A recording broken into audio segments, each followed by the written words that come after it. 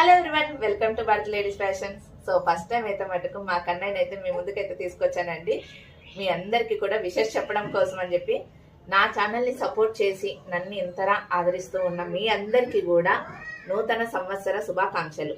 A wish you happy happy happy new year అండి. కన్నయ్య చెప్పు, happy new year. Happy new year చెప్పు, happy new year. Bye friends.